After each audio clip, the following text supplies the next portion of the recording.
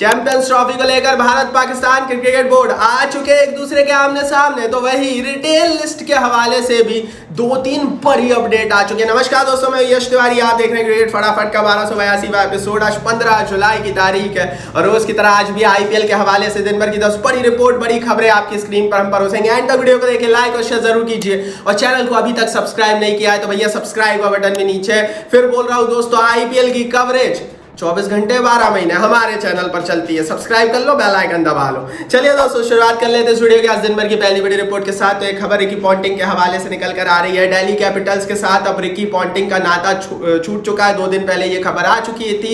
Ricky Ponting जो है दोस्तों, वो अब हेड कोच नहीं रहेंगे दिल्ली कैपिटल्स की टीम के। लगभग 5-7 साल का ये सफर रिकी पॉन्टिंग का दिल्ली की टीम के साथ रहा है। आपको बता दूं, जो अंदर खाने से रिपोर्ट है, रिकी पॉन्टिंग ने खुद नहीं छोड़ा है। दिल्ली कैपिटल्स के मैनेजमेंट ने उन्हें हटाया है, मतलब उन्हें सैक किया गया है। सैक किया जाने का मतलब दोस्तों होता है कि हटाया गया है, तो उन्हें हटाया गया है। आई थिंक कि कंटिन्यू कर सकते थे क्योंकि दिल्ली के साथ काफी प्रॉब्लम्स रही है और शायद रिकी पॉन्टिंग को उसमें हाथ नहीं रहा। दूसरी बड़ी चीज, इसमें एक चीज और है, रीजन जो दिया है दिल्ली के मैनेजमेंट ने, वो आईपीएल ट्रॉफी ड्रॉट दिया है। मतलब भैया ट्रॉफी का सूखा था, इसलिए भैया हमने रिकी पॉन्टिंग को हटा दिया। अब ये सही किया इन्होंने, गलत किया, ये तो समय बताएगा, ये तो चीजें बताएगी। मेरे हिसाब से रिकी पॉन्टिंग का एक बहुत बड़ा योगदान है आज जो दिल्ली की टीम है, क्योंकि रिकी पॉन्टिंग ने, हमने मुंबई के साथ भी देखा, जो मेन चीज लेकर आए आईपीएल में, वो हर टीम के अंदर भारतीय खिलाड़ियों की उपयोगिता को लेकर आए। हमने मुंबई में देखा, इन्होंने इंडियन प्लेयर्स का एक ऐसा कोर बना दिया जिसको आज तक मुंबई इंडियंस फायदा उठाती रही है। वही चीज इन्होंने दिल्ली में की। आप देखिए, इनके पास आज की डेट में one of the best Indian players है। इनके पास पंत है, इनके पास अक्षर पटेल है, इनके पास मुकेश कुमार है।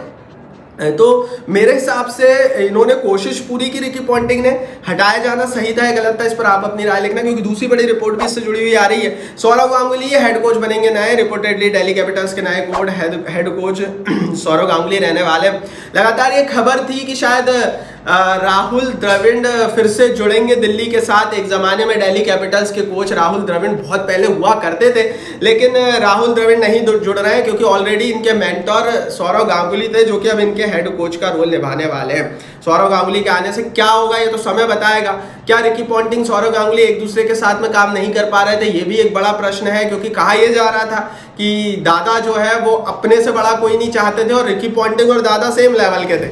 एंड दैट्स व्हाई हो सकता है पॉन्टिंग को हटाया गया हो। रीजन एक ये बहुत बड़ा है। तीसरी बड़ी रिपोर्ट की बात करते हैं। रिकी पॉन्टिंग की नई टीम कौन सी होगी, इस पर भी बात कर लेते हैं। दरअसल दोस्तों, अब कई सारी टीमें जो इस समय रिकी पॉन्टिंग को अप्रोच कर रही है हेड कोच के लिए। आरसीबी, पंजाब, केकेआर इंटरेस्टेड दिखाई दे रही है रिकी पॉन्टिंग में। आपको बता दूं, आरसीबी की टीम कई ऑप्शंस, कई विकल्प तलाश रही है, जिसमें इनको मेंटोर भी चाहिए, एक बड़ा कोच भी चाहिए, जिसपे हो सकता है इनका नाम भी आगे आ जाए, असिस्टेंट कोच या कोचिंग डिपार्टमेंट में भी पॉन्टिंग दिख जाए। पंजाब की टीम तो अपने आप को रिवैम्प करेगी। केकेआर इस समय बड़ी ज्यादा इंटरेस्टेड होगी, क्योंकि एक जमाने में पॉन्टिंग केकेआर में खेल चुके हैं। आज की डेट में गौतम गंभीर की जगह लेने वाला या तो राहुल द्रविड़ हो सकता है या रिकी पॉन्टिंग हो सकता है। तो केकेआर के सबसे ज्यादा चांसेस हो सकता है केकेआर के ये नए हेड कोच बन जाए। तो अभी कोचिंग की भी लड़ाई चल रही है। राहुल द्रविड़ भी रेस में कई टीमों के रडार पर है और अब रिकी पॉन्टिंग नए सितारे हैं जो इस समय कई टीमों के रडार पर होंगे। आप बताइए, पॉन्टिंग किस टीम के नए हेड कोच बन सकते हैं? अपनी राय नीचे कमेंट बॉक्स में लिखिए। आगे बढ़ते हैं, चौथी बड़ी रिपोर्ट की आज से बात करते हैं। तो भैया हरभजन सिंह ने चैंपियंस ट्रॉफी को लेकर पाकिस्तान के मीडिया चैनल पर जाकर पाकिस्तानियों की बैंड बजा दी। हरभजन सिंह ने कहा, if your players are not safe in Pakistan, we want send the team, if you want to play play, if not. बड़ी बातें करी उन्होंने, हिंदी में समझा दिया भैया। उन्होंने कहा कि हमारे खिलाड़ी सेफ नहीं है, हम नहीं जाकर खेलेंगे पाकिस्तान में। दुनिया जाए तो जाए, खेले तो खेले, आपको हमारे साथ क्रिकेट खेलना है तो खेलो, मत खेलो। और हिंदुस्तानी क्रिकेट के बिना आप अपना क्रिकेट चलाकर बता दो। तो सीधी सीधी बातें कह दी कि इंडियन क्रिकेट के बिना पाकिस्तान अपना क्रिकेट चलाकर बता दे। ये बात है, ये धमकी एक तरह से हरभजन सिंह ने दे दी। बात भी सही है। एक जमाना हुआ करता था जब ऑस्ट्रेलिया और इंग्लैंड के खिलाड़ी सन 1990 से पहले हिंदुस्तान में जब आकर खेलते थे तो हिंदुस्तान की होटलों में ना ठहर कर शिप में ठहरा करते थे अपने स्वयं के। और उसका रीजन भी क्लियर हुआ करता था कि भैया इंडिया की धरती साफ नहीं है उनके लिए। आज ये दौर हिंदुस्तानी क्रिकेट का आया है जब इन खिलाड़ियों को हम 3-3 महीने नचाते हैं। तो अगर ऐसा दौर हिंदुस्तानी क्रिकेट का आया है तो ये बात सही कही है हरभजन सिंह ने कि आप अपना क्रिकेट चलाकर बता दो पाकिस्तानियों, और सही बोला है, इसके लिए लाइक बनता है। आगे बढ़ते हैं, 5वीं रिपोर्ट की दोस्तों यहां से बात करते हैं। तो भैया पाकिस्तान ने रिफ्यूज कर दिया है, आईसीसी को धमकी दे दी है। इंडिया लगातार मना कर रहा है कि भैया वो चैंपियंस ट्रॉफी में आकर, पाकिस्तान में आकर नहीं खेलेगा। पाकिस्तान लगातार बोल रहा है कि आप आओ, पाकिस्तान की सरजमी पर खेलो। अब पाकिस्तान क्रिकेट बोर्ड ने बोल दिया है कि अगर आप नहीं आकर खेले पाकिस्तान की सरजमी पर तो हम 2026 का T20 world cup Bharat Sri Lanka में होने वाला है, वहां जाकर नहीं खेलेंगे। तो एक तरह से सीधी धमकी दे दी है पाकिस्तान ने। मेरे हिसाब से धमकी खोखली है, क्योंकि इससे पहले कई दफा पाकिस्तान इस तरह की धमकियां देता रहा है। फिर आईसीसी और बीसीसीआई ऊपर से प्रेशर मारता है, बोलता है कुछ फंड काट देंगे, तो ये लोग लाइन पर जाते हैं। ये 2023 का ओडीआई वर्ल्ड कप खेलने के लिए भी इंडिया आ गए थे चुपचाप। तो मेरे हिसाब से इनकी धमकी खोखलियां है भैया। मेरे हिसाब से देखो यार, सीधी बात करूंगा, क्रिकेट हो गया है पैसों का खेल, और ये जो पैसों का खेल हुआ है इसमें बीसीसीआई सबसे बड़ा खिलाड़ी है।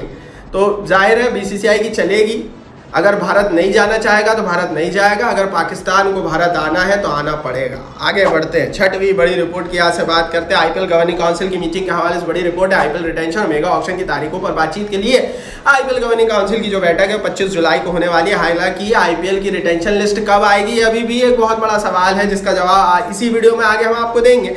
अभी की रिपोर्ट में आईपीएल गवर्निंग काउंसिल की बैठक की अगर मैं बात करूं जहां तक, तो भैया 10 दिन के अंदर में ये बड़ी बैठक होने वाली है, जिसको बीसीसीआई की भी बैठक बोल सकते हो आप, आईपीएल की भी बैठक बोल सकते हो। इस समय आईपीएल की टीमें सिर्फ एक चीज पर जवाब चाहती हैं, वो है कि भैया कितने खिलाड़ी रिटेन होने वाले, कितने खिलाड़ी रिलीज होने वाले। कुछ रिपोर्ट है कि 3+1 या 4+1 के रिटेंशन फॉर्मूले के ऊपर ये लोग चलेंगे, लेकिन आज की डेट में कोई कंफर्मेशन नहीं है, क्योंकि कंफर्मेशन जब तक नहीं आएगी फिर टीमें प्लानिंग करेगी किसको रखना है किसको निकालना है। तो 25 तारीख को बैठक होने वाली है। लेकिन 7वीं बड़ी रिपोर्ट रिटेंशन की लिस्ट के हवाले से निकल कर आ रही है। आखिर कब आएगी आईपीएल रिटेंशन की लिस्ट, इसको लेकर भी बड़ी अपडेट आ चुकी है।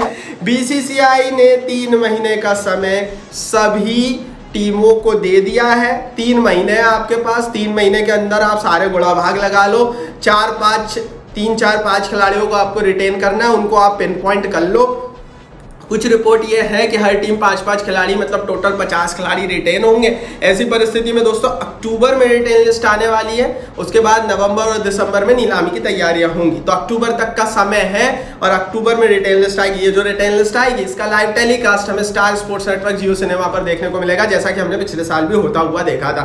पहले हुआ करता था, हमने देखा है कि सिर्फ नीलामी का ही टेलीकास्ट होता था, वो भी सीधे सिंपल तरीके से।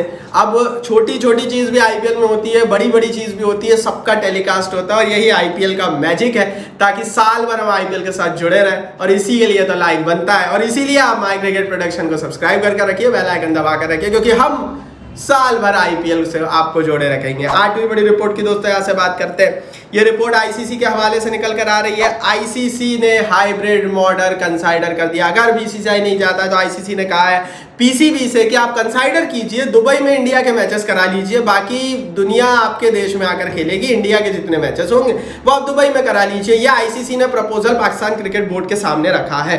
अब इस प्रपोजल को पाकिस्तान क्रिकेट बोर्ड एक्सेप्ट करेगा या नहीं करेगा ये समय बताएगा। अब आप लोग यही सोचोगे यार पाकिस्तान क्रिकेट बोर्ड क्यों इतना वो एक्सेप्ट करेगा, मतलब इनकी इतनी कैसे बखत हो गई। तो मैं आपको बता दूं जो पूरा सिनेरियो है वो ये है कि इनके पास होस्टिंग राइट्स है। तो जिस भी देश के पास होस्टिंग राइट्स होते हैं ना, उसका अधिकार होता है वो कहाँ मैच कराएगा, वो किस तरह से मैचेस कराएगा। पाकिस्तान क्रिकेट बोर्ड आईसीसी को लगातार हवाला दे रहा है कि आपने न्यूयॉर्क में स्टेडियम बनाकर मैचेस करा दिया, बिल्कुल मरी हुई पिच पर मैचेस करा दिया, पाकिस्तान में पूरी सुविधा है तो हमारे यहाँ मैचेस क्यों नहीं होने चाहिए। तो वो अपने पॉइंट लगातार आईसीसी को रख रहे हैं पाकिस्तान वाले, और उनके पास होस्टिंग राइट्स है तो उनके पास अधिकार है कि कहाँ पर टूर्नामेंट कराना है। अगर पाकिस्तान डिनाई कर देता है कि नहीं भैया हम हाइब्रिड मॉडल पर नहीं जाएंगे, तो ऐसी परिस्थिति में अगर बीसीसीआई बैकआउट करता है तो फिर बीसीसीआई के ऊपर भी जो है वो नियम अनुसार एक्शन लिया जा सकता है। देखते हैं क्या होता है, पूरा मसला अभी तो फंसा हुआ है। आगे बढ़ते हैं, 9वीं बड़ी रिपोर्ट की बात करते हैं। टीम इंडिया की अगली सीरीज क्या होगी इसको लेकर ऑलरेडी आपको पता है, बीसीसीआई ने रिवाइज शेड्यूल श्रीलंका टूर का निकाल दिया है। भारत श्रीलंका में जाकर 3 ओडीआई और 3 T20 मैचों की सीरीज खेलेगा।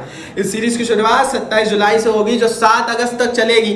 तो लगभग 10-11 दिन की ये सीरीज श्रीलंका की धरती पर जाकर भारत खेलने वाला है। इस सीरीज में कई बड़े प्लेयर्स मिस करेंगे। आपको बता दूं, विराट कोहली ओडीआई सीरीज का हिस्सा नहीं होंगे, रोहित शर्मा भी नहीं होंगे, रिपोर्ट तो ये भी है कि बुमराह, पंड्या और सूर्या ये भी सीरीज से बाहर बैठ सकते हैं। देखते हैं इसकी स्क्वाड कैसी रहेगी। स्क्वाड की अगर हम बात करें, 10वीं बड़ी खबर देख लेते हैं। बीसीसीआई ने कुछ खिलाड़ियों का नाम सजेस्ट किया है। गौतम गंभीर को कहा जा रहा है कि पंड्या को T20 में कप्तानी की कमान दे दी जाए, इसलिए पंड्या को इस सीरीज में ले जाया जाएगा। केएल राहुल ओडीआई में कप्तानी करेंगे रोहित शर्मा के अब्सेंस में। रिपोर्ट यह है दोस्तों कि अभिषेक शर्मा को टीम में इंक्लूड करने का अर्ज किया है बीसीसीआई ने। बीसीसीआई के सिलेक्शन कमेटी ने गंभीर से कहा है कि अभिषेक शर्मा को जरूर इंक्लूड किया जाए T20 सीरीज में। ये बड़ी सीरीज है क्योंकि लंका एक स्ट्रॉन्ग टीम है और लंका क्रिकेट का उदय होता हुआ हमने देखा है, तो इस सीरीज को देखने में मजा आएगा। यदि दिन भर की 10 बड़ी खबरें आगे कमेंट बॉक्स में बताओ कौन सी खबर आपको अच्छी लगी, कौन सी नहीं। ओके, टेलीग्राम पर ज्वाइन करो, नीचे लिंक इस वीडियो को लाइक और शेयर करो। सब्सक्राइब नहीं किया तो सब्सक्राइब बटन नीचे हिट करो, बेल आइकन दबाओ।